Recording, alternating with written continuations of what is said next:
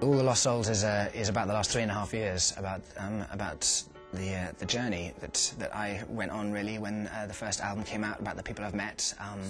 We toured the world with a band and had an amazing experience and met more people than I've ever met in my life, gone to more places than I've ever been to in my life, and experienced a great many things in a real sense of intensity. That incredible roller coaster ride when you have an audience of any kind, be that an audience in a concert hall or an audience within the media. It definitely gives everything a sense of intensity.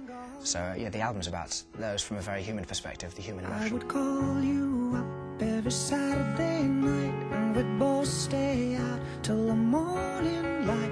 I just thought it would be nice to have a really miserable title for an album, something positive that people would look into. I recorded it in Los Angeles, which is a place where I guess the definition of success is money and fame, which seem a little shallow, and as human beings with the capability to look for a little bit more depth and meaning in life, we don't seem to define happiness, or rather success, by things like happiness or life experience or love shared. We seem to define it by these very shallow human constructs of fame and celebrity, and so the album really tries to capture a sense of that and what it is that how we define how we live our lives in the world today. My memory plays out to the same old song. Back to Bedlam I recorded in 2004, and really it was me and Tom Lothrop, the producer. I did it in Los Angeles, and we brought in some musicians from LA to track it really, but the overdubbing, I did as much of that as I possibly could, and sometimes that was a bit of a one-fingered affair as I worked my way around it. This time round, having had a band that's toured with me for so long, these guys came in and brought their own musicianship, their expertise, and we have an incredibly close musical relationship, really know exactly everything about each other musically, and so when I'd written these songs, took them to the band, and they immediately pick up on what it is that I'm trying to express, but also they've kind of lived the journey with me, so they're part of the songs. They've, through that experience, they've created the songs with me as we go. So yeah, it was 5 guys and Tom, the 6th member of the band, and it was us playing live, and it was a great experience as a result. So more of us and more fun as a result. Very much each song relates to the song before and after, and they were recorded, I say, at the same time. All we played it out live in a room together, and so they relate to each other, and that was really important to try and get that spirit of an album. Always be in a club with you in 1973.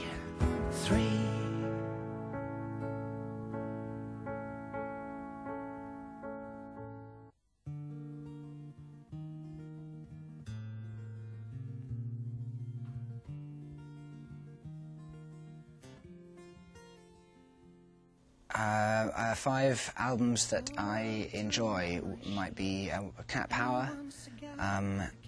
She has an album called You're Free, which is great, and Elliott Smith has been a great influence on me, and because of him I asked to work with Tom Lothrop, my producer, who's produced both my albums, but the favourite album of mine of his is called Either Or. I think I can remember 2 albums in the world.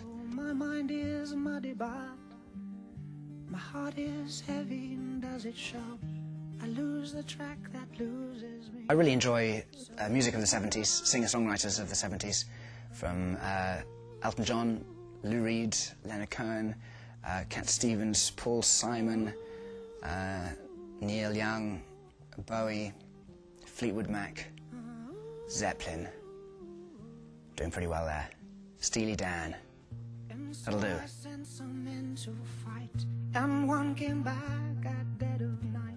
I think it'd be kind of fun to do a duet with Hendrix, but it's probably not going to happen. Every band that I've ever listened to, every musician I've ever listened to has had an influence in different ways, whether or not they might have been high up on a chart or sold a few million albums. They might be under the radar, but still a huge influence. I